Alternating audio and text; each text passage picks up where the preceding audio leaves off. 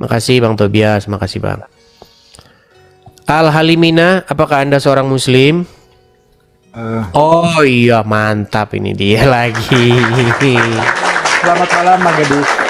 Selamat malam Bang. Gimana kabar Bang? Ya, Bang. Ya, alhamdulillah baik lah, alhamdulillah. Saya cuma mau bertanya Bang, saya sesinya bertanya lah ya. Nggak diskusi, kalau diskusi nggak nyambung mungkin diskusi dengan saya. Saya bertanya aja ya. Gimana Bang? Kalau Bang Edi ada waktu, saya ingin bertanya Matius 5 ayat 46 sama 47. Matius 5, 46, 47. Baik, ya, Matius 5 ya. Atau bisa Bang bacakan di situ Bang? Baca nomor HP. Sambil saya bacakan juga di sini ya. Tunggu dulu ya, soalnya kalau cara nyari di buku susah. Oke. Tunggu dulu bentar ya. Matius 5. Saya bacakan saja di sini. Oh iya. Matius 5 ayat yang ke 46 47. Oke, 46. Kita mulai dari 46 ya. Baik. Di sini dikatakan, apabila kamu mengasihi orang yang mengasihi kamu, apakah upahmu? Bukankah pemungut cukai juga berbuat demikian? Dan apabila kamu hanya memberi salam kepada saudara-saudaramu saja, apakah lebihnya daripada perbuatan orang lain? Bukankah orang yang tidak mengenal Allah pun berbuat demikian? Ya, maksudnya apa Bang? Coba tolong diperjelas. Maksudnya begini Bang, maksudnya orang-orang pengikut Tuhan Yesus ini supaya tidak sama dengan yang lain. Karena apa? Karena yang lain itu Bang, contohnya begini, saya kasih contoh. Kalau ada orang memberi kita kebaikan, contoh kebaikan itu apa? Misalnya contoh kebaikan itu ketika ada seorang tetangga kita memberikan kepada kita serantang rendang. Oh, iya, iya. Lalu karena dia baik sama kita, maka kita balas dia dengan yang baik. Kita balas dia dengan serantang kola. Nah, apa lebihnya kita dari mereka kalau kita hanya membalas orang-orang yang berbuat baik sama kita? Yang diajarkan oleh Tuhan Yesus itu begitu.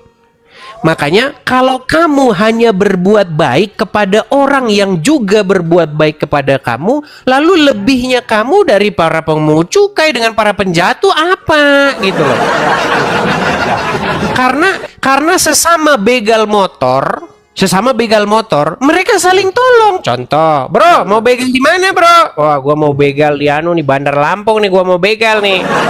Nah, dipinjemin letter T, ya kan? Iya betul. Nah, betul. Karena dia udah berbuat baik dipinjemin letter T, besok gantian gua kasih lo letter T yang bagus. Maksudnya begini, kalau kita hanya berbuat baik sama orang yang juga berbuat baik kepada kita, itu para penjahat itu seperti itu juga. Begitu. Makanya kita diajarkan oleh Tuhan Yesus tuh supaya tidak serupa dengan dunia ini. Gitu. Memang susah Bang, ya berat Bang. Saya merasakannya sulit Bang, sulit. Ketika misalnya ada orang menjahati kita, orang misalnya memfitnah kita, tetapi kita balas dengan kebaikan. Begitu. Artinya Tuhan Yesus mengatakan untuk mengalahkan yang jahat itu dengan kebaikan. Gitu loh Bang. Inilah luar biasanya apa yang diajarkan oleh Yesus. Dan sulit memang dilakukan Bang. Berat. Memang berat Bang. Kalau di saya gini Bang ya, seperti kita ini orang biasa dan orang istimewa. Kalau kita melakukan kebaikan kepada orang yang baik, ya biasa-biasa saja. Istimewanya sama Bang. Impas artinya. Ya ketika kita berbuat lebih lah istilahnya. Kita gini lah. Bisa senyum kepada orang yang cemberut ke kita gitulah mungkin kalau menurut saya itu ya orang lebih. Kalau kita senyum kepada orang yang senyum biasalah itu, betul ya. Jadi kita jangan sama dengan ngerti. Satu lagi ya, kalau ada waktu masih ada waktu. Boleh Bang, boleh. Ya. Galatia 3:28. Galatia 3:28 ya. Ya 28. Surat kepada jemaat di Galatia, pasal yang ketiga, ayat yang ke-8. 28, ayat 28. Oh, 28. Oke, 28. Pasal 3, 28 ya. Baik. Pasal 3, 28. Baik. Bunyinya begini, Bang. Dalam hal ini, tidak betul itu? Tunggu, ini bahasa Inggris munculnya, Bang. Dalam hal ini tidak ada orang Yahudi atau tidak ada orang Yunani, tidak ada hamba atau orang merdeka, tidak ada laki-laki atau perempuan, karena kamu semua adalah satu di dalam Kristus Yesus. Itu? Ya, betul. Terus lanjut. Dan jikalau kamu adalah milik Kristus, maka kamu adalah keturunan Abraham dan berhak menerima janji Allah. Ya, betul. Allah, nah itu ngalungin. Iya, ini perikop tentang hukum Taurat dan janji, Bang, atau janji. Ya, maksudnya apa yang barusan, Bang? Iya, ini kalau kita baca secara dari atas ya, Bang ya. Nih, Ya, dari atas. saudara-saudara, baiklah kupergunakan suatu contoh dari hidup sehari-hari. Suatu wasiat yang telah disahkan, sekalipun ia dari manusia, tidak dapat dibatalkan atau ditambahi oleh seorang pun. Adapun kepada Abraham diucapkan segala janji itu dan kepada keturunannya. Tidak dikatakan kepada keturunan-keturunannya, seolah-olah dimaksud banyak orang, tetapi hanya untuk satu orang.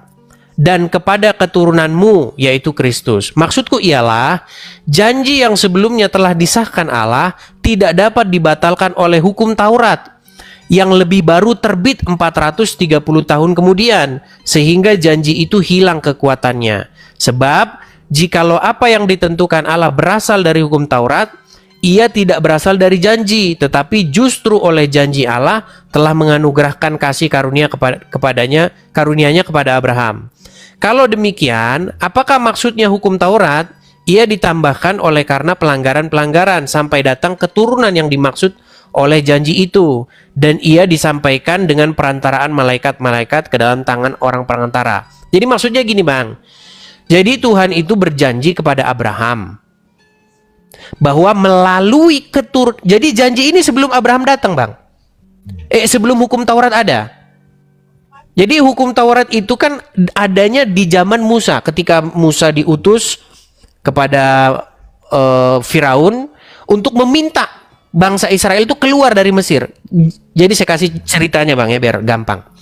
Dulu orang Israel itu kan tinggal sebagai orang asing di Mesir, tepatnya di tanah Goshen. Bagaimana kok bisa orang Israel ini tinggal di Goshen? Jadi ceritanya gini. Dulu nenek moyangnya orang Israel itu ada namanya Yusuf. Anaknya Yakub ini.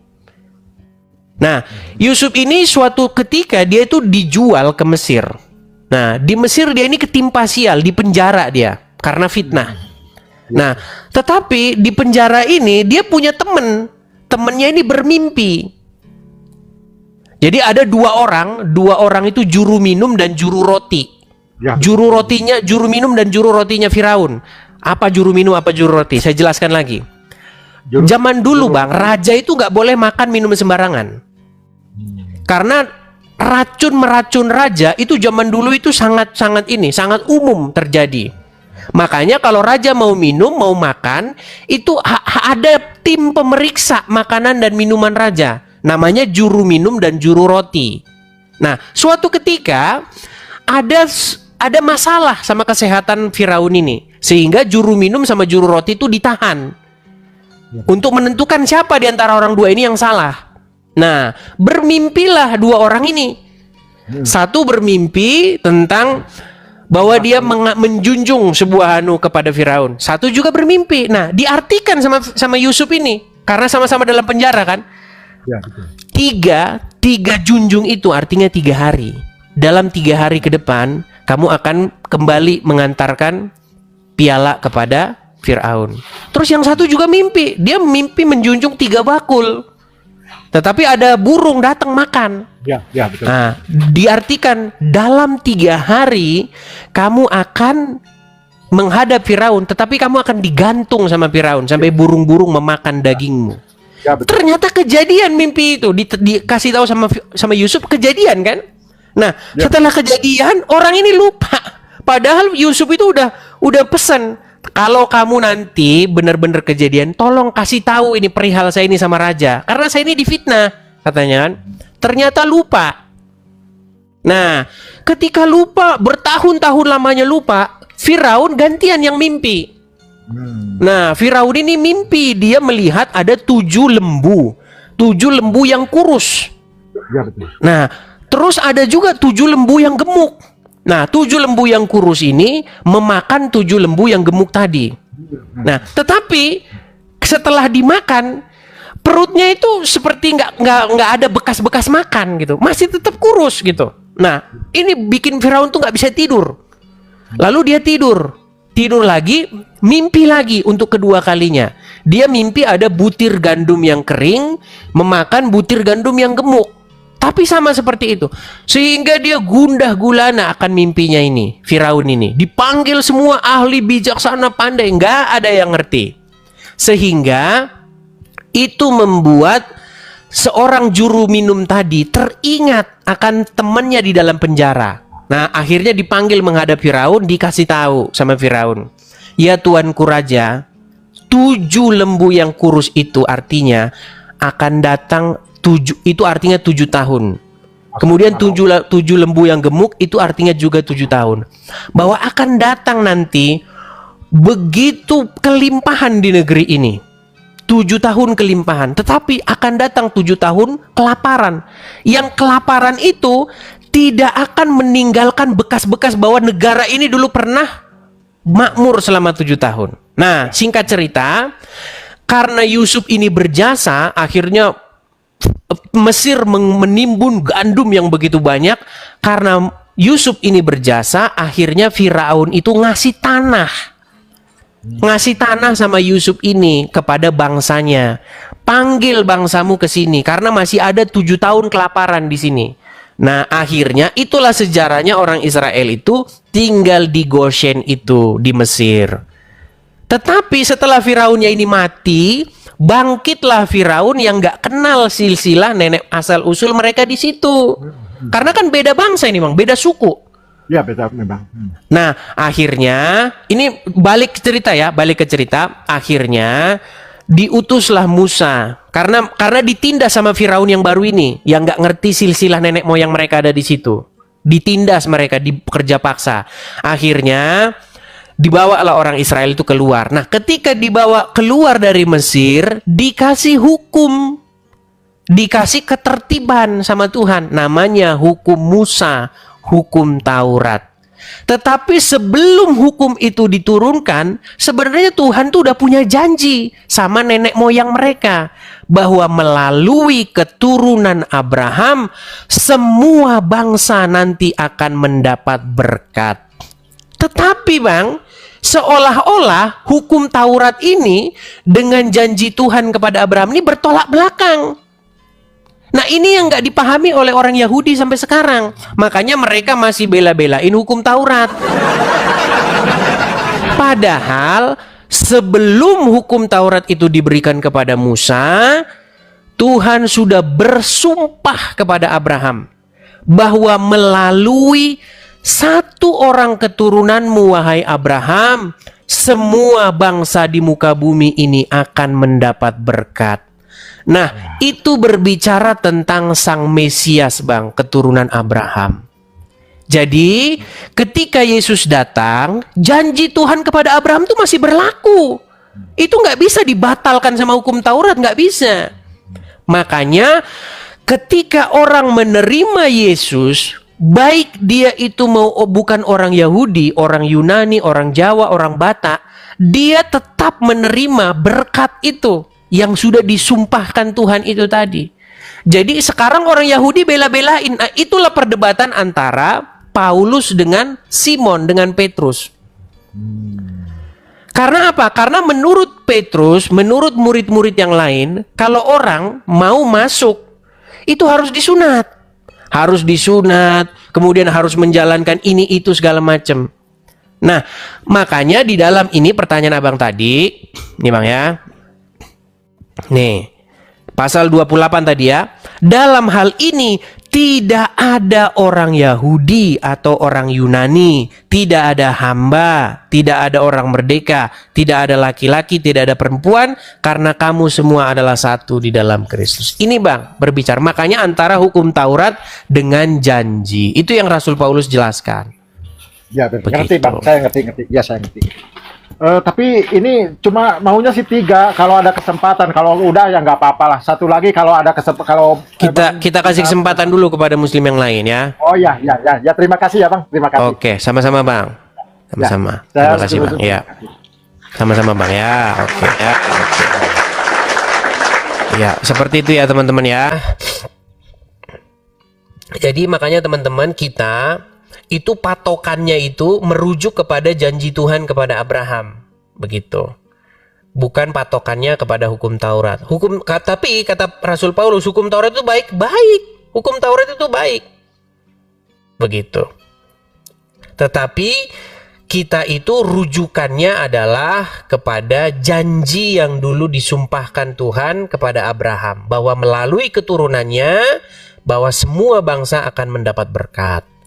Seperti itu. Makanya Injil Matius itu dibuka dengan istilah, inilah silsilah Yesus, anak Daud, anak Abraham.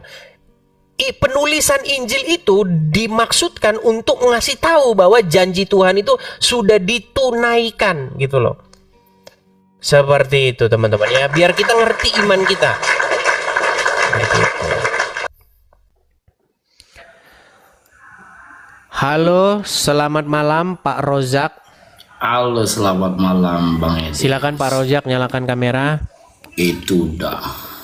Oke, Pak Rozak, Anda Muslim?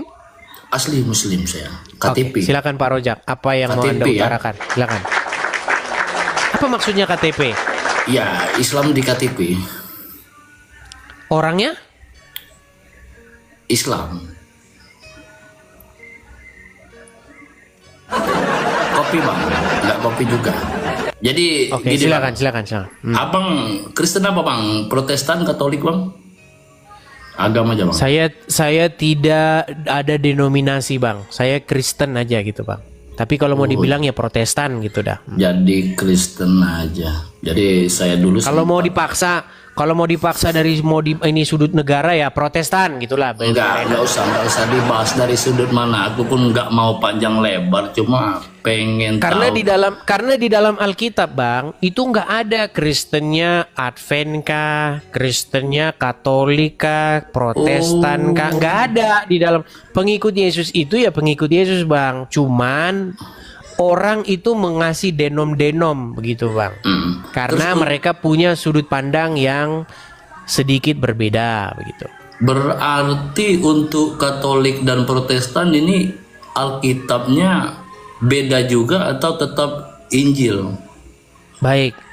Jadi bang, secara umum sama bang. Cuman orang-orang Katolik itu punya kitab yang orang Protestan tuh nggak punya. Nah itu kami sebut dengan Deuterokanonika. Jadi ada beberapa kitab di dalam Perjanjian Lama yang tidak ada di dalam Alkitabnya orang Kristen Protestan. Contohnya, misalnya ada Makabe, begitu. Oke, jangan terlalu jauh dulu bang. Aku tanya bang, Perjanjian Baru itu apanya bang? Gimana tadi putus tadi? Gimana? Alkitab itu kan ada 2. Saya pernah sekolah di Cyprius Emmanuel juga kemarin. Saya Muslim cuma saya sekolah di Cyprius SMP-nya. Jadi saya mengenal 2 Alkitab itu, ada Perjanjian Lama dan Perjanjian Baru. Itu bedanya di mana? Perjanjian Baru dengan Perjanjian Lama itu. Oke, Perjanjian Lama itu berbicara pada masa sebelum Sang Mesias datang. Dari zaman penciptaan langit dan bumi sampai zaman sebelum Mesias dilahirkan. Nah, sedangkan Perjanjian Baru ke belakang berbicara tentang Sang Mesias datang sampai nanti langit yang baru dan bumi yang baru. Gitu. Terus oke. Jadi aku kan belum pernah belajar nih untuk Alkitab. Makanya aku betul-betul tanya dari awal. Terus untuk di Kristen Bang ya, untuk di Kristen itu untuk surga dan nerakanya itu seperti apa? Kristen ya, untuk ajaran Kristen ya. Baik, Bang. Jadi sebenarnya, Bang, tidak ada istilah surga dan neraka sebenarnya dalam Kristen maupun dalam Islam. Yang ada itu kehidupan yang akan datang dan kehidupan yang sekarang, Bang. Nah, jadi dalam agama Kristen, Bang, nanti, Bang, di kehidupan yang akan datang, jadi surga yang dimaksud dalam Kristen itu, Bang, itu adalah di langit yang baru dan bumi yang baru. Jadi pada waktu nanti kedatangan Yesus yang kemudian, dia akan membentuk satu pemerintahan baru. Begitu.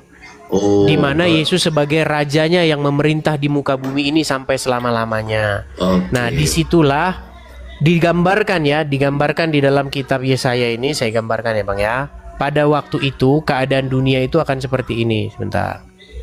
Saya bacakan saja. Bentar ya, Bang ya.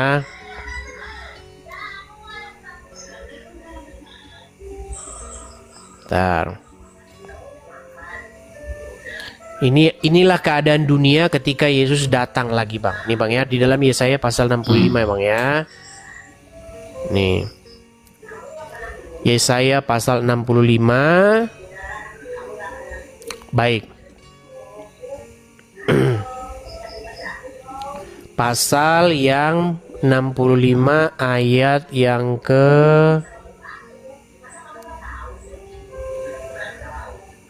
25. Tapi sebelum 25 kita baca dulu ayat sebelumnya ya, Bang ya. Oke. Janji mengenai langit yang baru dan bumi yang baru nih. Sebab sesungguhnya aku akan menciptakan langit yang baru dan bumi yang baru. Hal-hal yang dahulu tidak akan diingat lagi dan tidak akan timbul lagi dalam hati. Tetapi bergembiralah dan bersorak-soraklah untuk selama-lamanya atas apa yang kuciptakan. Sebab sesungguhnya aku menciptakan Yerusalem yang penuh sorak-sorai dan penduduknya mana tadi? Lompat ini. Bentar. Penduduknya riang gembira. Tetapi bergembira sorak-sorai untuk selama-lamanya atas sebab sesungguhnya aku menciptakan Yerusalem penuh sorak-sorai, penduduknya penuh kegirangan. Aku akan bersorak dan seterusnya. Kita pasal ke-25 ya, Bang ya. Nih.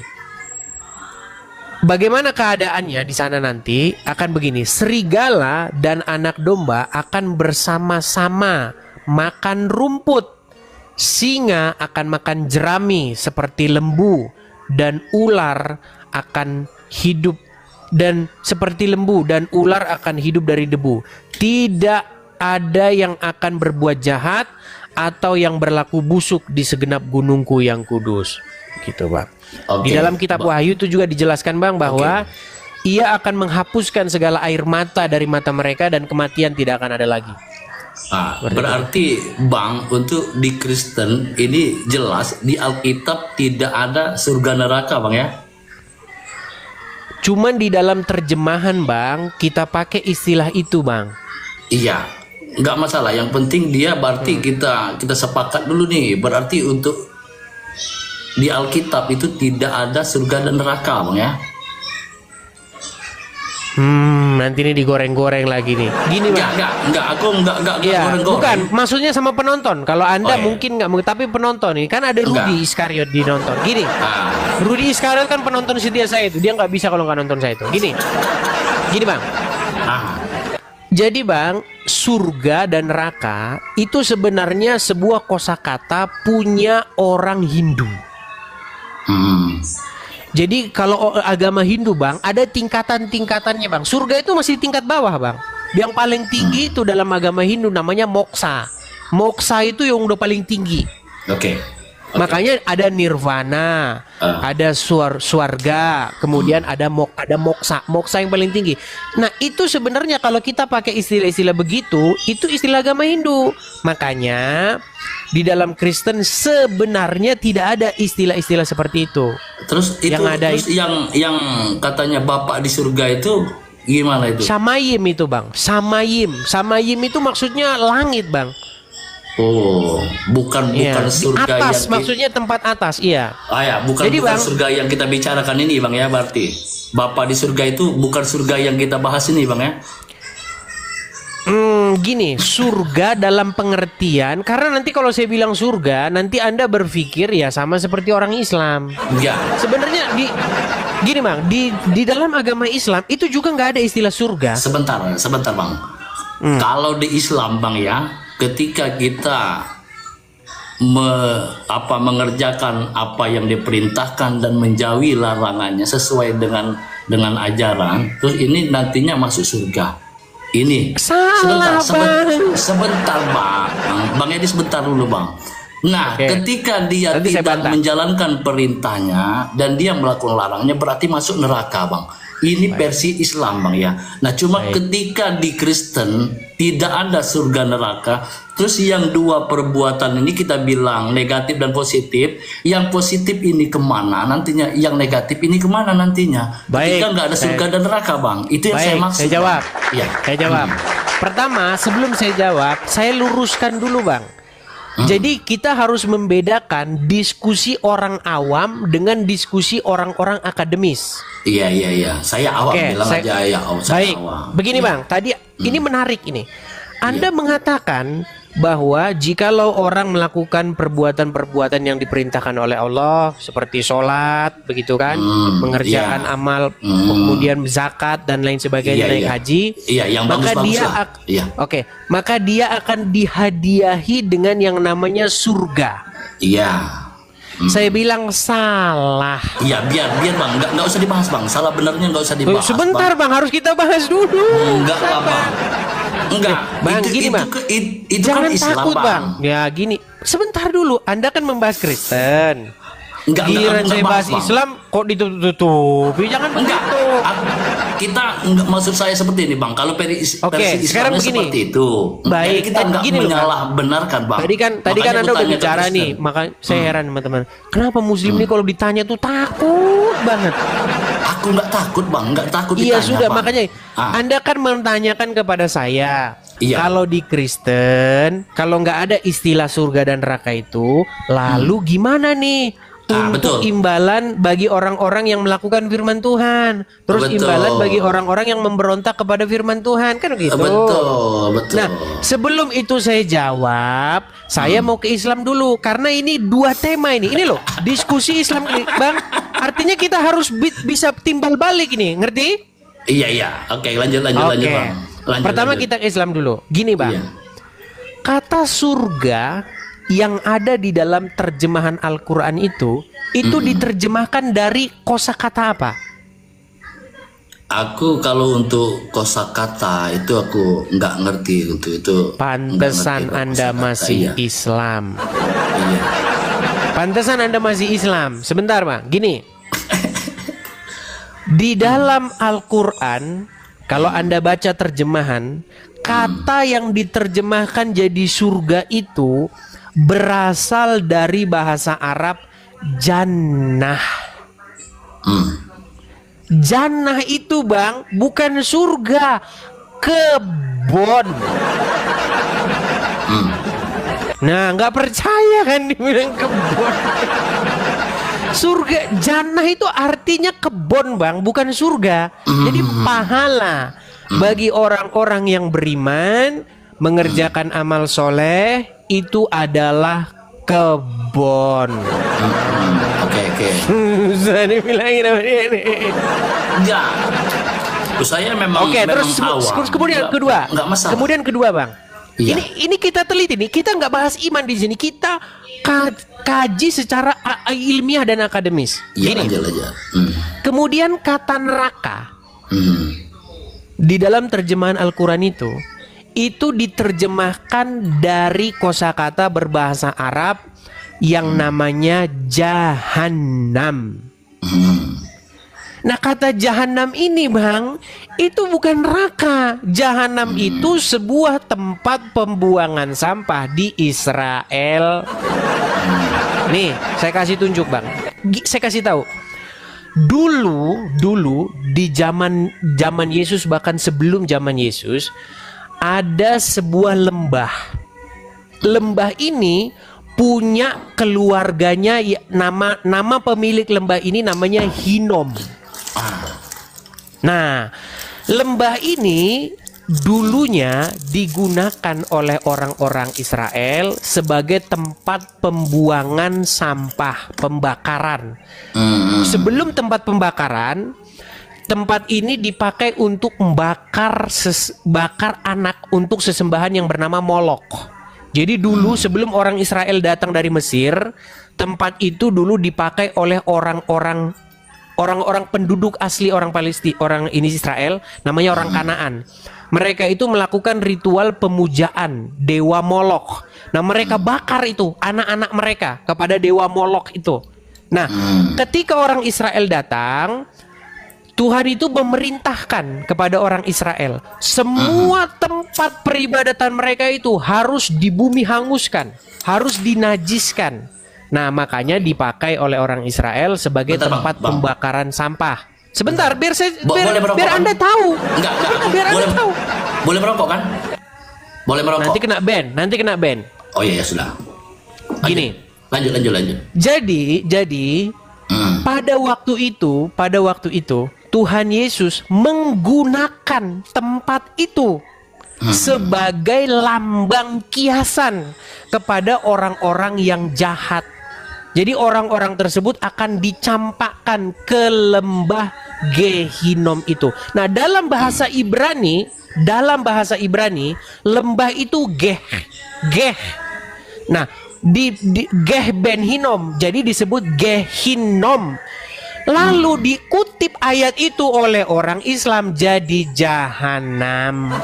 Jadi ketika orang Islam cerita jahanam, itu orang Wahyudi sama orang Kristen ketawa. Itu sebenarnya istilah yang ada di dalam agama Kristen dan agama Yahudi.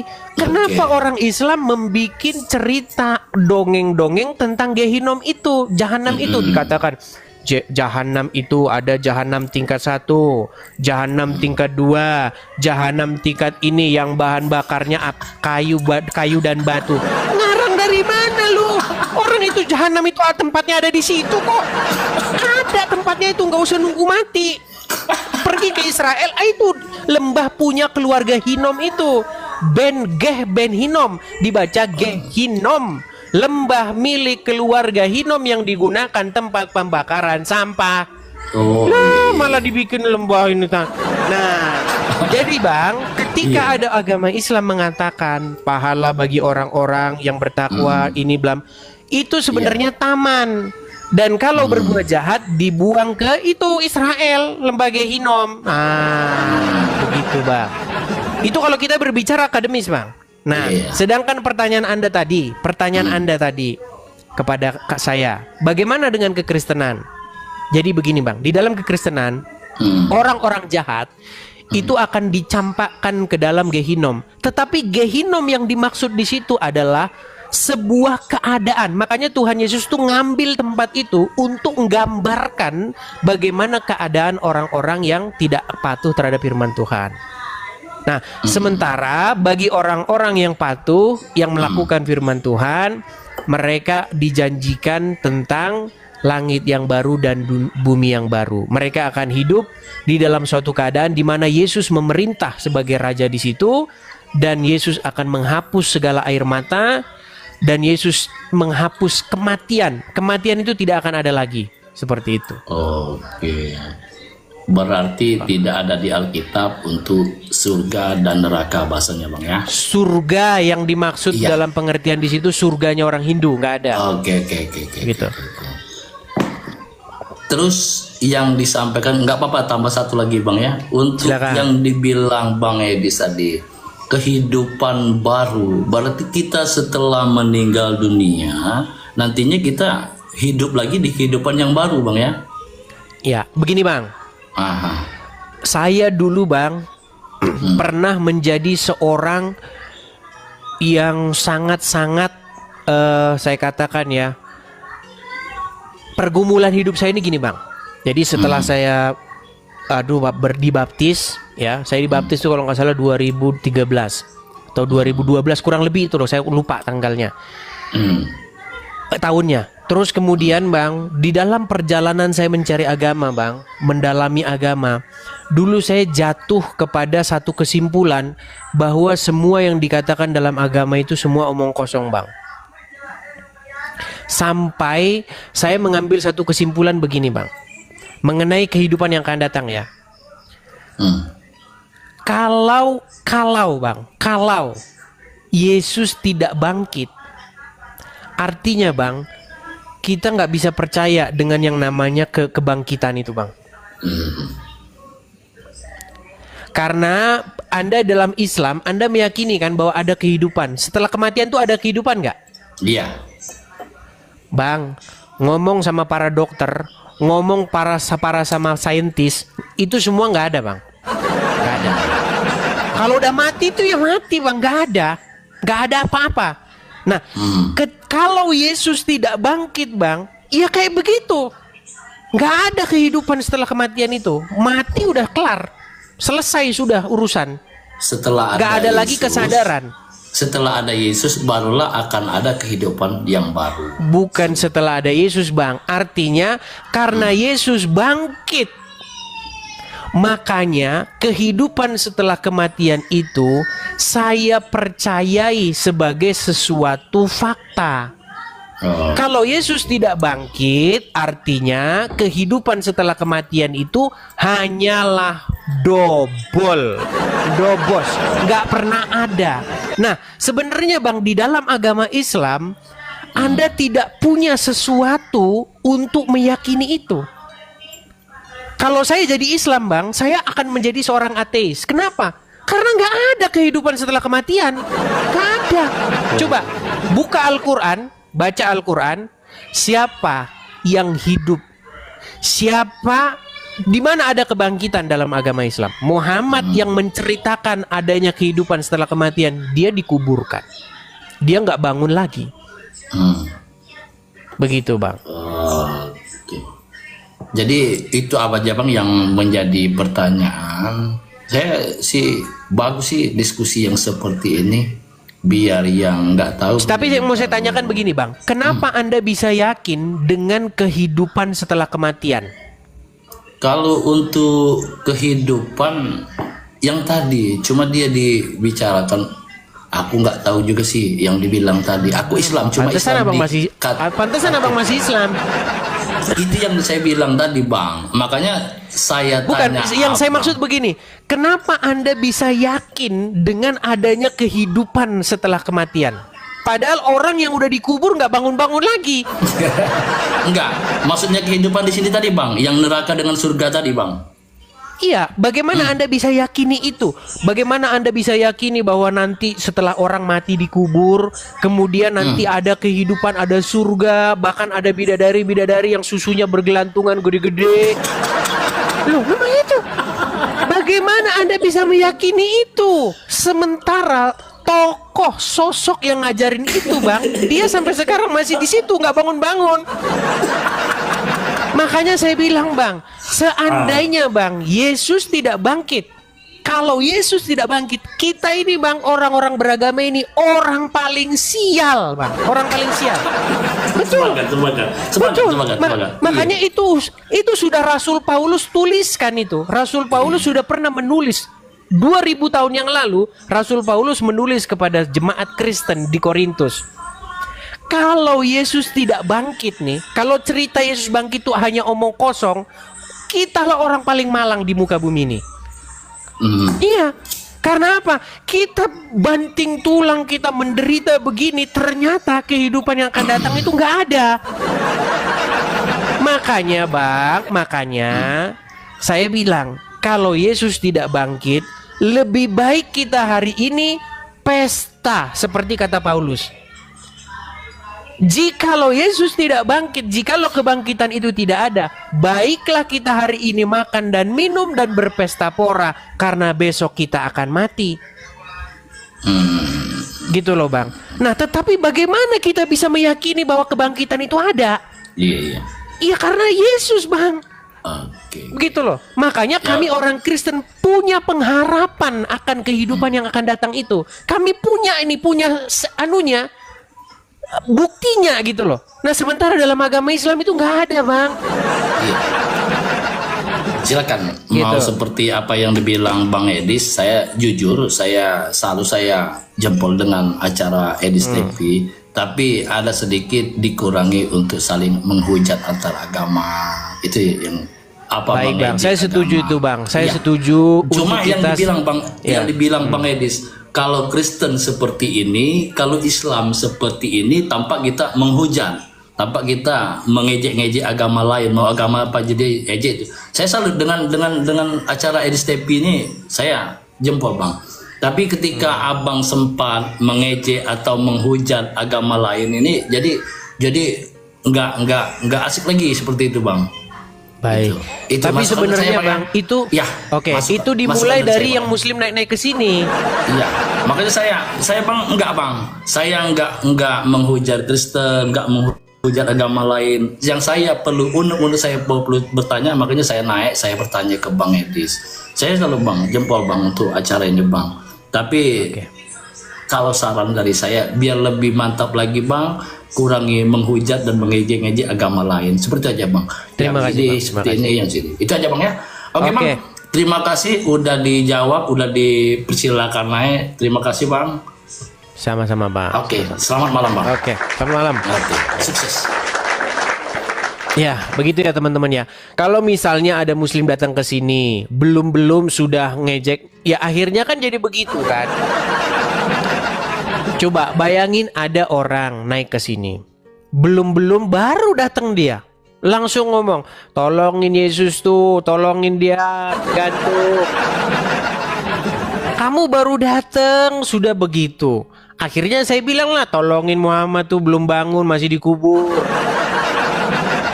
Kan udah saya bilang teman-teman, bahkan saya itu punya slogan, acara Edis TV, acara diskusi, bukan acara saling caci memaki. Acara Edis TV, acara debat, bukan acara saling menghujat. Jadi tolong ya yang muslim-muslim, di dalam Al-Quran ada satu ayat berbunyi begini. Dan janganlah kamu berdebat dengan ahli kitab, melainkan dengan cara yang paling baik. Ada loh ayatnya. Dengan cara yang paling baik.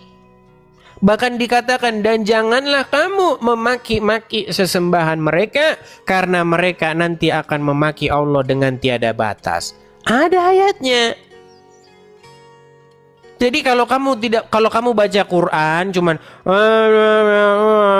amin, ya susah. Makanya dibaca artinya ya, seperti itu. Muslim, alhamdulillah. Ya, silakan Bang. Anda mau menyampaikan apa ini kepada saya, Bang?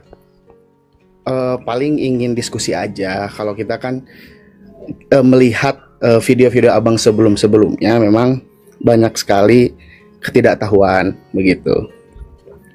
Dan saya sendiri. Siapa yang tidak tahu itu? Yang dinaikkan oleh abang begitu. Iya, masalahnya semuanya begitu.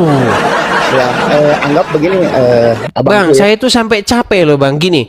Mencari kalian yang ngerti agama Islam itu sama susahnya seperti mencari jarum di dalam tumpukan lautan. Mencari jarum di dalam laut seperti itu, sulit, nggak ketemu-ketemu. Ya. Gitu. Oke, anggap begini abangku, anggap saya orang yang ingin lebih tahu terkait Kristen dan abang begitu. Karena pada posisinya saya punya traumatis tersendiri. Ini sebenarnya bukan konsumsi publik, tapi tak apalah di sini konsultasi lah ke abang. Saya respect ke abang. Okay. Dan saya juga tidak setuju dengan orang-orang yang mempersekusi abang meskipun saya muslim begitu ya. Anggaplah saya yang ingin mengetahui lebih jauh terkait Kristen dan seperti apa yang abang rasakan saat dipersekusi begitu abang, mangga. Oke. Trauma gimana maksudnya, maksud Anda? Saya tidak setuju dengan orang-orang yang memang menganggap dirinya itu benar sendiri begitu, satu, sehingga bisa menyalahkan orang lain dengan seenak jidatnya, termasuk mempersekusi orang-orang yang mengkritik agama saya sebagai agama Islam. Saya pribadi terbuka untuk hal itu. Kalau memang ada sesuatu yang bisa didiskusikan dengan lintas agama, ya silahkan begitu, Abang. Oke. Baik, Bang. Jadi kita bicara fakta aja, Bang ya. Kita bicara fakta apa yang sudah terjadi di negara kita. Betul, betul. Dan juga yang terjadi kepada saya. Gini, Bang. Saya ini, Bang, buka channel seperti ini ada sebabnya, Bang. Sebabnya itu adalah ada beberapa orang Islam yang dia itu buka channel, buka acara seperti ini membahas atau menyalah-nyalahkan Kristen. Oke. Nah, makanya saya tanggapi. Nah, ketika saya menanggapi itu, Bang, menanggapi itu kan ada model-modelnya itu hanya menjawab, kemudian ada tanya balik.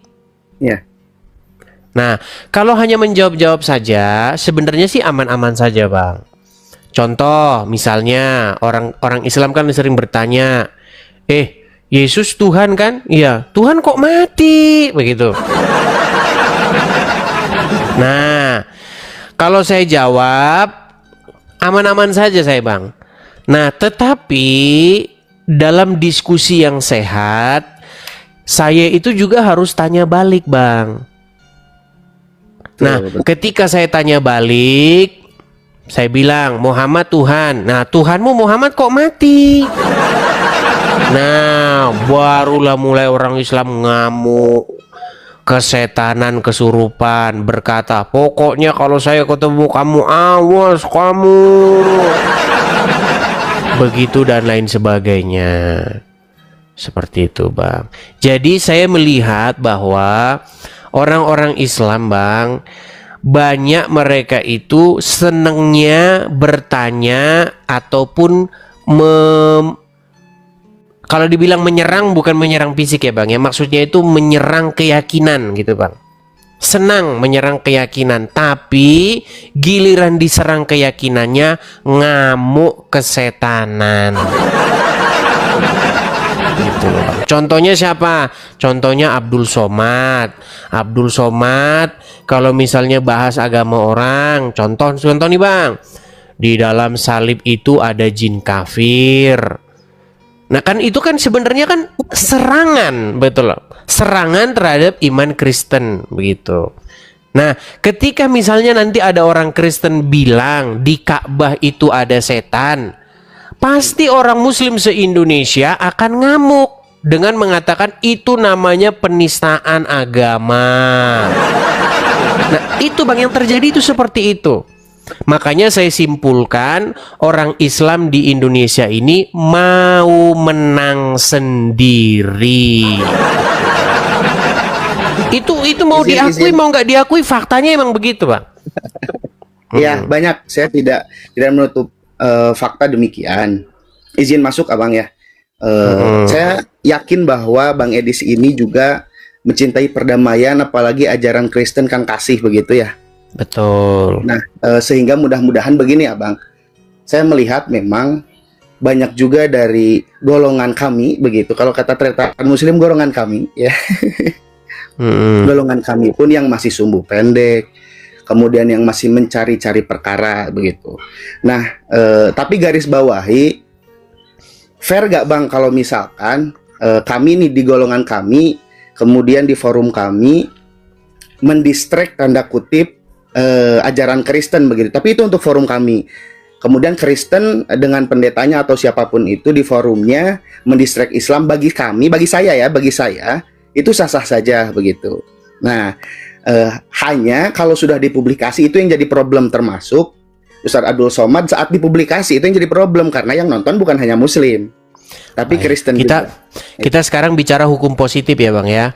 Baik. Jadi di dalam pasal 300 KUHP yang baru itu memang bunyinya seperti itu, Bang. Barang siapa di muka umum. Betul.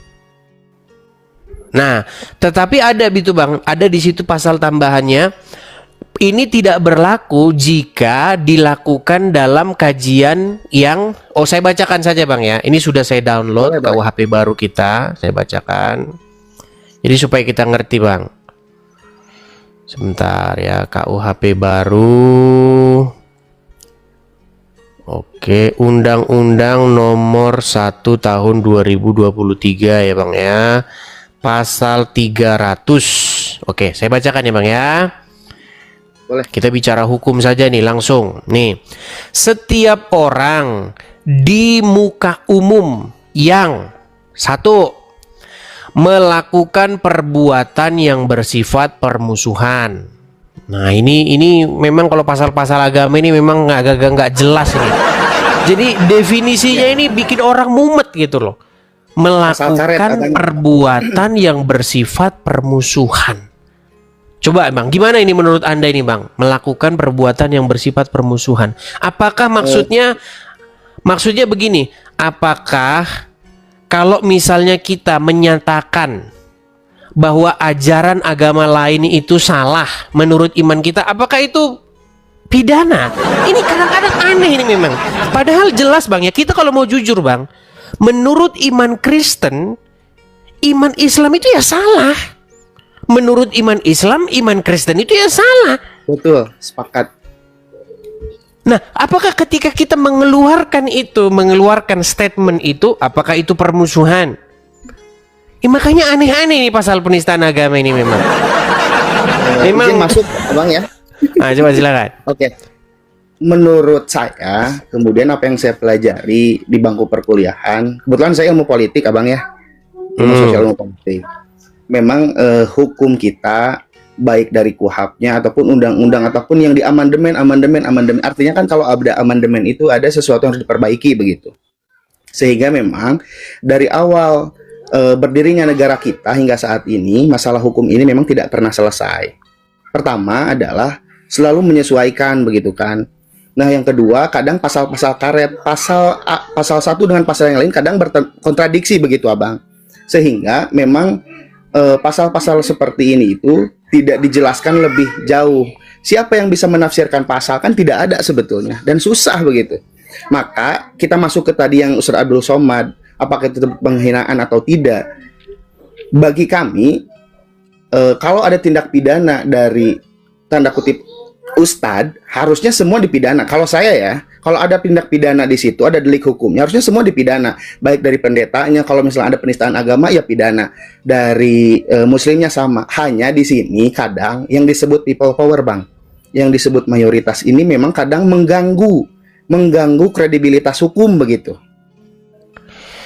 Baik, seandainya kalau ada anggota DPR di sini yang nonton nih, bisa dia naik nih jelasin pasal yang dibikin sama mereka ini. Gini ya Bang ya. Ini saya kasih satu aja contoh pernyataan. Jadi ketika Abdul Somad mengatakan bahwa di salib itu ada jin kafir, itu kan imannya dia. Ya. Walaupun masalah dia ngarang atau bohong segala macam terserah lah.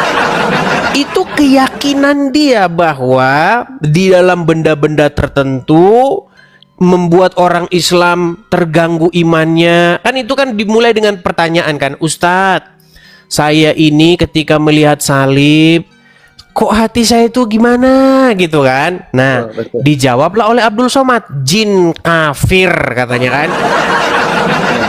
Nah, sekarang kita bilang bunyi pasal nih kan, setiap orang yang di muka umum melakukan perbuatan yang bersifat permusuhan, itu kan iman mereka, itu kan iman orang muslim, betul?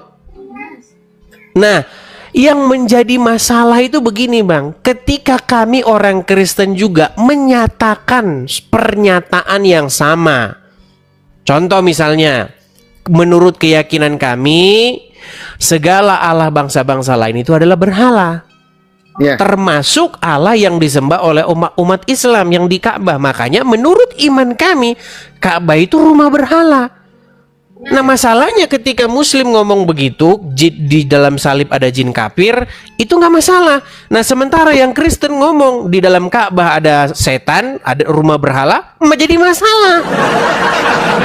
Saya Makanya paham, saya paham. makanya ini menjadi sangat subjektif. Ditambah lagi, Bang, ditambah lagi penyidiknya muslim.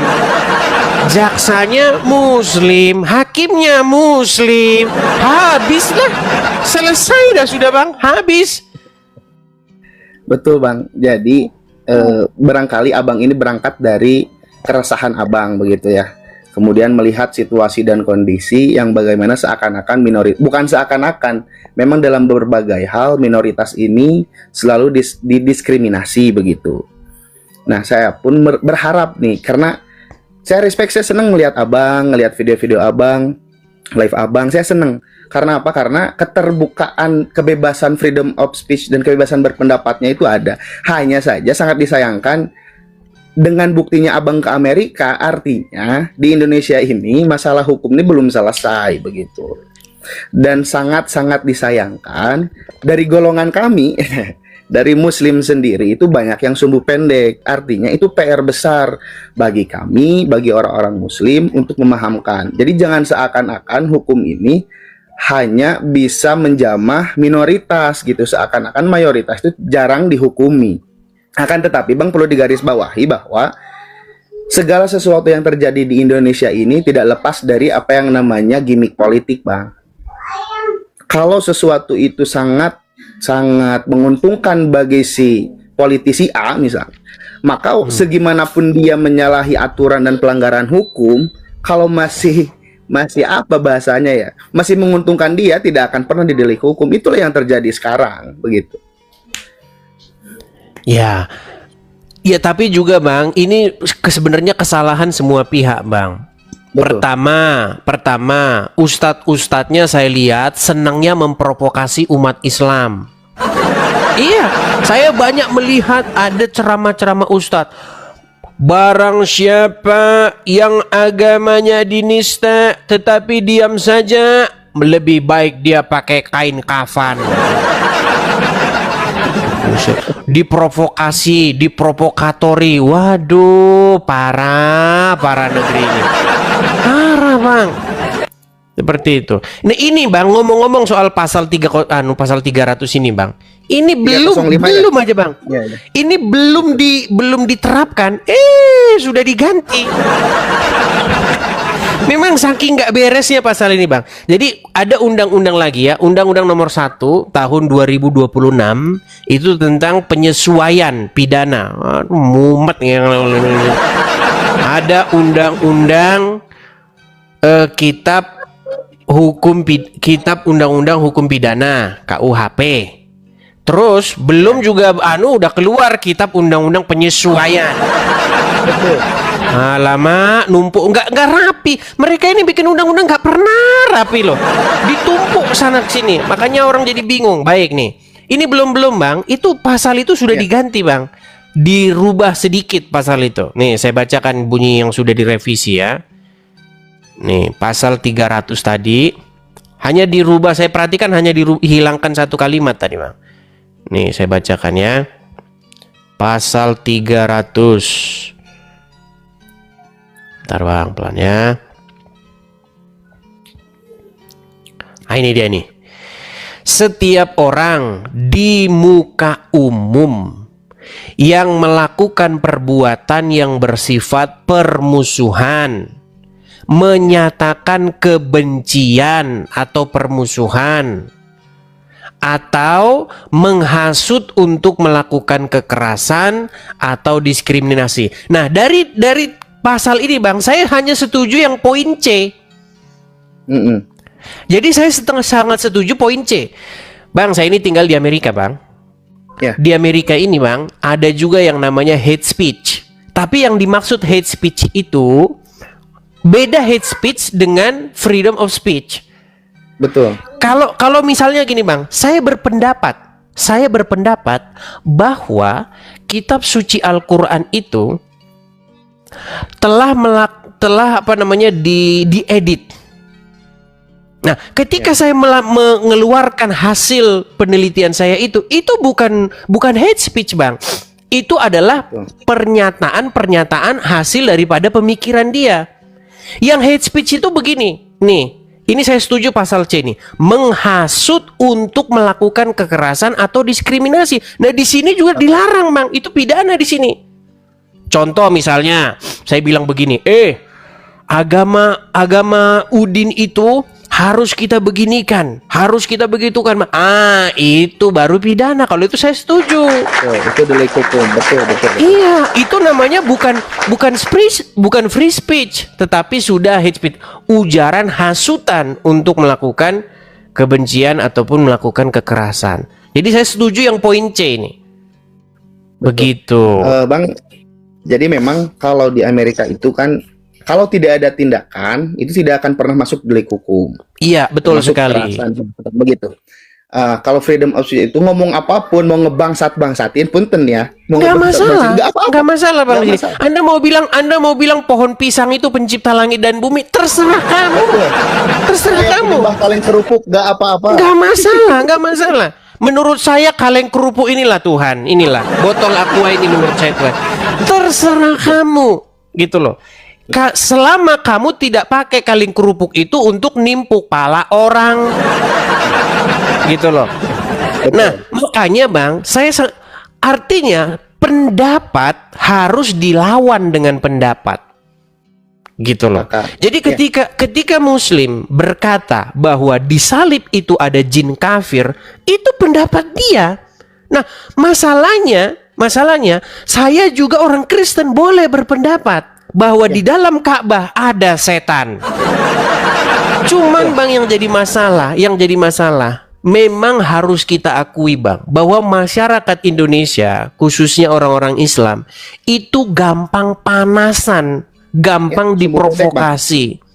Begitu. Itu fakta yang terjadi. Padahal kan bantah saja, argumen dibantah saja, kenapa sih? Orang dia berpendapat, bantah aja argumennya. Tanya dalilnya mana, ininya mana. Sudah cukup. Gitu. Itu yang saya rindukan bang dengan masyarakat kita bang. Iya. Gitu. Mudah-mudahan abang ya bisa. Maksudnya gini, kita di sini agen-agen yang memang ingin adanya freedom of speech, ingin adanya kesesuaian, keadilan yang sesuai, yang betul itu, kita saling mengamankan posisi. Maksudnya begini abang. Abang punya jemaat, kemudian saya juga punya rekan-rekan, bahasa kita di sini jamaah begitu ya. Dimulai dari situ, semoga jemaat abang, jamaah saya, dan masyarakat khususnya itu bisa paham. Artinya gini, sebetulnya saat abang misalkan mengkritisi atau mengatakan bahwa di Ka'bah saya ada setannya segala macam, harusnya itu sah-sah saja. Kadang yang jadi masalah itu people powernya bang. Banyak orang yang tadi sumbu pendek. Ya, banyak orang yang sumbu pendek, dumas lah akhirnya kan. Nanti dumas aduan masyarakat.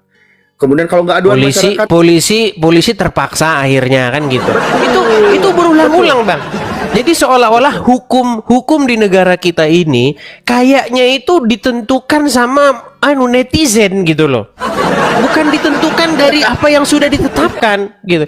Kalau sudah ditetapkan, misalnya itu nggak masalah. Tapi kalau netizen demo terus, ya demi menjaga ketertiban, maka harus dipenjara saja. Itu yang terjadi kepada Pak Ahok bang. Itu terjadi kepada banyak orang. Udah korbannya banyak sekali bang. Pak Ahok, dia cuman ngomong begitu. Bahkan yang diomongin itu mereka ketawa-ketawa loh. Iya. Tapi gara-gara demo kaum berdaster dipenjara 2 tahun. Miris bang, miris gitu loh. Dan banyak lagi. Betul. Ada Arswendo juga begitu, di demo dan segala macamnya. Susah bang. Kalau saya memang ingin menyampaikan di sini kepada yang nonton juga, dari tadi banyak yang katanya Muslim jadi-jadian. Saya Muslim asli. Hanya saya sangat ingin melihat adanya dinamika dan dialektika di masyarakat, apalagi diskusi lintas agama kayaknya seru. Kalau abang nggak di Amerika, kayaknya bisa ketemu, kita ngopi, ngobrol. Waduh bang, mantap benar bang. Gitu bang. Saya sangat merindukan itu bang, gitu loh. Sebenarnya bang, kalau masyarakat Indonesia khususnya yang Muslim dewasa banget bang. Ah, dia bilang begitu ya nggak apa-apa. Orang juga kita juga ngomong disalib ada jin kafir nggak apa-apa kok. Itu biasa aja. Iya nggak masalah. Cuman kapan nih masyarakat nih dewasa nih nggak panasan. Tuh. Giliran dibilang anu dikit langsung halal.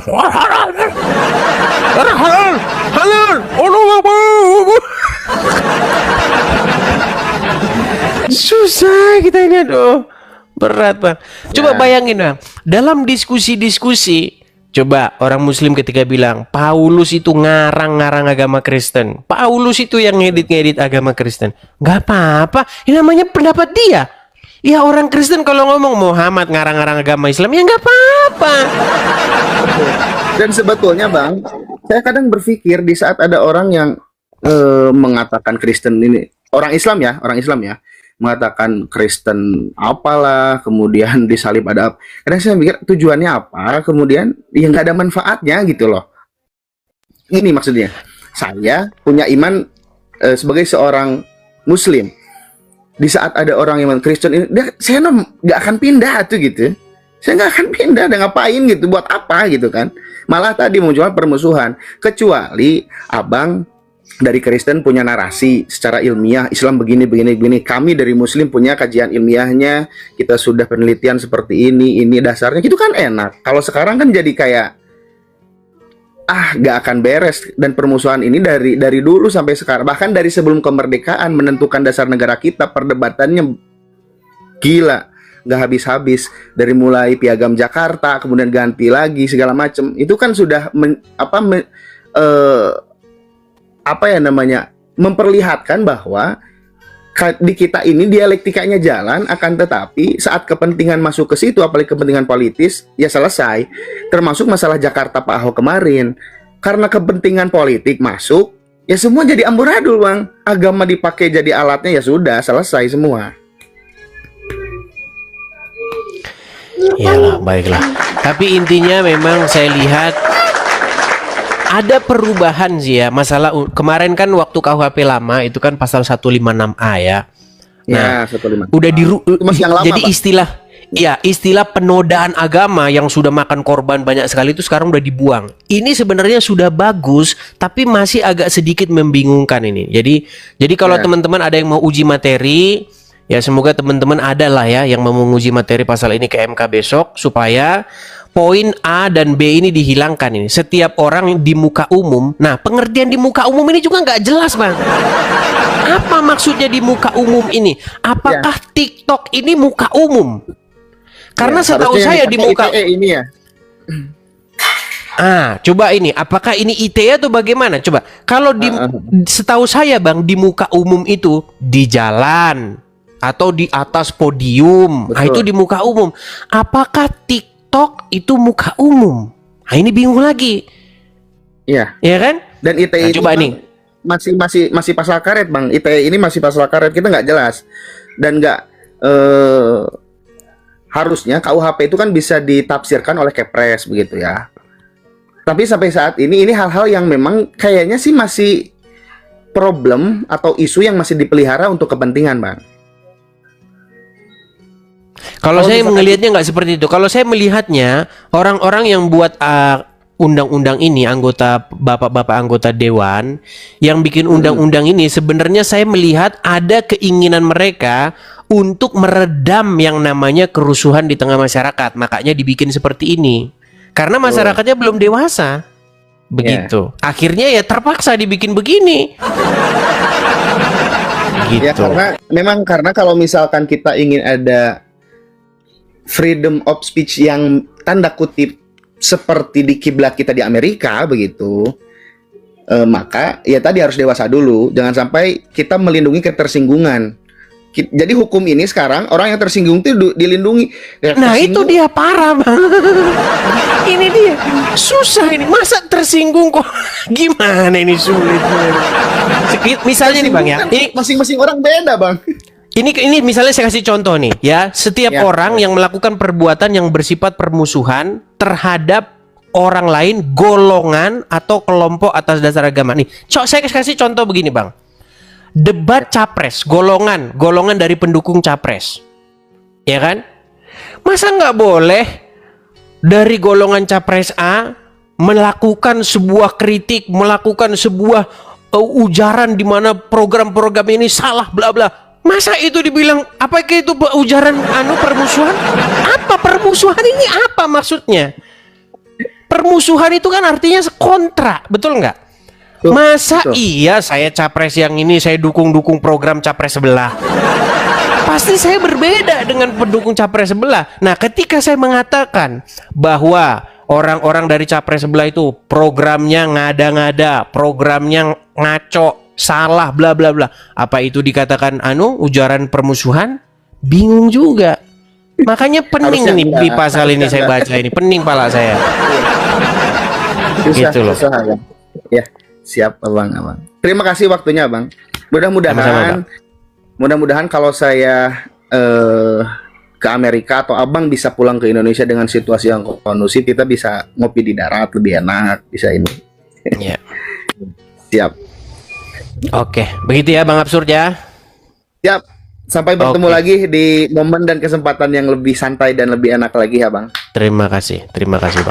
Saya turunkan ya Bang ya. Untuk ini aja, untuk ngeklaim aja nih teman-teman Bang, kalau saya Muslim. Asyhadu alla ilaha illallah wa asyhadu anna Muhammadar Rasulullah. Kalau membaca surat apapun insya Allah saya hafal, mangga.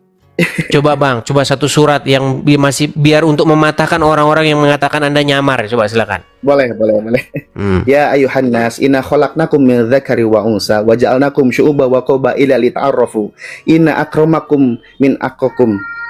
Kalau yang lain, sah ini udah sah. La syarikalah, lahul mulku wa lahul hamdu yuhyi wa yumiitu ala kulli syai'in qadir. Mangga itu mah. Sah katanya. Siap. Sah ya. Oke. Sah. Oke. Terima kasih Bang. Selamat malam. Siap. Iya. Ya. Oke, saya turunkan Bang ya. Nah, itulah teman-teman. Enaknya kalau kita sama-sama dewasa seperti itu. Tapi yang terjadi kan, aduh. Kalau saya bilang di Ka'bah ada jin kafir, wah, selesai ini.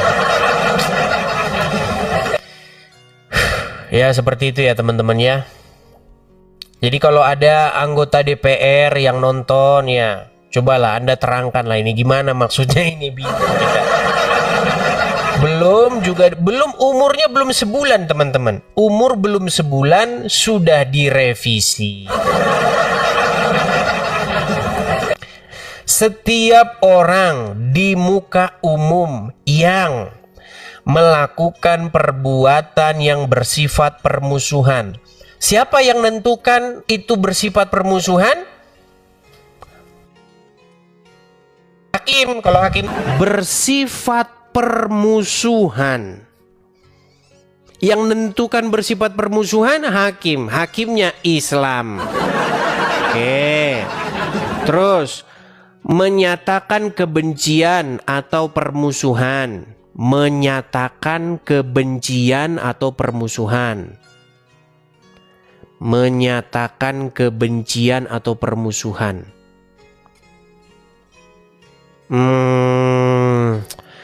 Ini banyak hadis-hadis yang akan repot ini kena pasal ini. Karena banyak hadis-hadis yang menyatakan kebencian atau permusuhan.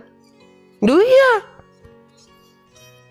Ada sebuah hadis yang mengatakan tidak akan terjadi hari kiamat sampai kaum muslimin itu membunuh orang-orang Wahyudi.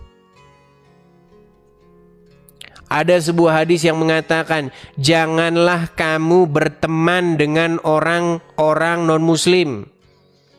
Lu ada. Itu apakah itu menyatakan kebencian atau permusuhan? Nah, repot ini hadis-hadis nanti kena ini semua ini.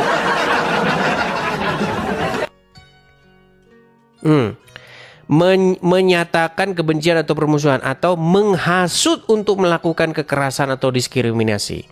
Nah, saya sangat setuju yang C ini. Menghasut untuk melakukan kekerasan atau diskriminasi. Sebenarnya harusnya kalau saya perancang undang-undangnya bukan begini bunyinya. Sayang saya nggak tembus anggota DPR. Kalau menurut saya seharusnya begini. Setiap orang yang melakukan perbuatan menghasut ataupun melakukan kekerasan atau diskriminasi, harusnya bunyinya begitu. Setiap orang yang menghasut atau melakukan perbuatan kekerasan ataupun diskriminasi terhadap orang lain, agama, berdasarkan kelompok agama atau kepercayaan. Nah itu contoh, saya kasih contoh. Ada orang Kristen datang ke kantor bupati atau kantor kecamatan atau kantor pemerintahan, ya kan? Terus dibilang, yang Kristen disusahkan saja izinnya. Itu diskriminasi. Nah, itu nggak boleh. Kan banyak itu orang Kristen mau ngurus sebuah izin dipersulit karena apa? Kristen.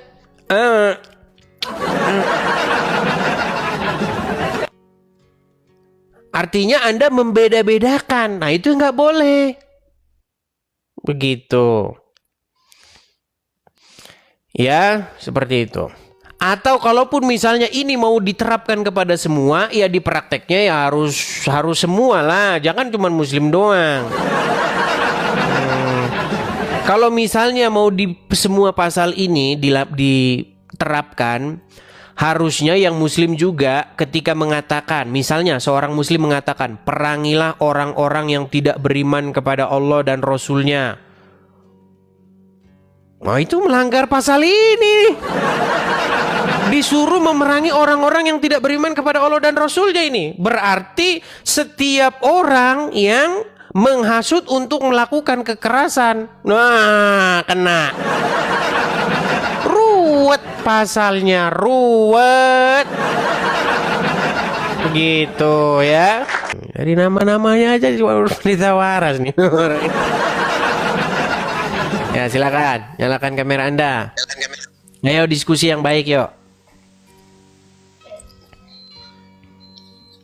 Halo? Iya ya. Silakan Bang. Anda muslim Bang? Kabar Edis? Kabar baik. Gimana kabar Anda? Kabar baik. Kabar Gimana baik. kabar Anda? Coba bagusin dulu sinyalmu lah. Sekali ya. Enggak, sinyalmu bagusin dulu lah. Sinyalmu buruk loh. Bagusin dulu lah sinyalmu biar gak rusak begini. Bang. Benar enggak sinyalku nih? Nih udah yang ada di bawah turunkan katanya ini. Kenapa Edis? Kenapa mereka sinyalmu bagusin dulu. Ini ada apa? Jangan alasan kamu Edi, jangan alasan dengan saya. Suara bagus kok. Nggak ada sinyal bagus. Ini ngomong sama mereka ini susah bener coba. Dikasih tahu nggak percaya. Suaramu itu selain delay balik ke sini. Gimana ini? Ya Tuhan, ampunilah diriku. Kenapa kamu takut? Benar-benar. Kamu takut sama saya? Susah kan teman-teman, berat kan? Itu sama seperti kita kasih tahu, jangan ikutin itu yang di kuburan itu, udah kita teriak-teriakin, apa lo? Heran, udah dikasih tahu sinyalnya macet-macet, masih aja ngeyel merasa sinyalnya bener. Miranda, saya teringat dengan Ferdi Sambo. Iya, Dokter Sambo, silakan. Iya, malam. Iya, silakan nyalakan kamera dulu, Bang. Muslim atau Kristen, Bang? Kristen loh. Kristen. Gelap-gelapan, Bang. Abang tuh nggak pakai baju juga. Ambil baju bapak dulu, Bang. Ya, coba. Pakai baju, terus janganlah Abang sama dengan kelakuan tetangga sebelah, Bang. Gimana, Bang? Ambil baju bapak dulu. Silakan Bang. Sambo itu apa Bang? Emang nama? Iya. Ya silakan. Bentar. Kalau bisa jangan mataharinya itu ke sini Bang. Mataharinya itu ke wajah, bukan ke wajah saya. Oke Bang, bentar. Bang, kalau Abang pernah main Abang ke studio foto? Nah, kalau studio foto itu kameranya ke orang yang mau dipoto, bukan ke kameramen. Gimana? Nah, silakan. Iya, Abang jangan terlalu keras sekali sama tetangga sebelah. Maklum kita. Oke, terus Iya. apa poinnya yang mau abang sampaikan ini bang? Mereka nggak akan mampu ngikut kita. Nggak akan mampu mencernanya. Iya, capek kita Iya. dari mereka. Iya, makanya kalau capek ya kirimlah bodrek paramek biar kuat terus. Gimana betul. ini? Iya, memang betul. Kita ini bang, walaupun bagaimanapun tetap ada membuahkan hasil bang. Iya, Tetap betul. ada, walaupun yang datang ke sini mungkin yang ngeyel-ngeyel, ngotot-ngotot, tapi bang, yang nonton di luaran sana itu kan ini bang 13.000 bang. Iya. Kalau kita asumsikan 13.000 penduduk yang 90% itu kan abang tahu sendiri. Nah, Iya. artinya 90% itu kan orang yang mendengar itu bang, nanti mereka itu pasti ini. Dan itu sudah banyak bang. Bahkan saya sudah mengupload satu video. Nih bang ya, biar abang tahu ya sedikit bang ya. Oke. Itu sudah saya pin dia. Bentar. Bentar ya.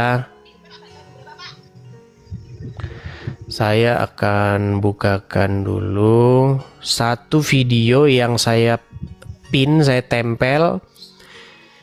Ini bang ya, ini adalah kesaksian orang muslim pergi ke channelnya Donditan, dia bersaksi seperti ini, perhatikan. Saya sering mantau-mantau, saya lihat-lihat loh.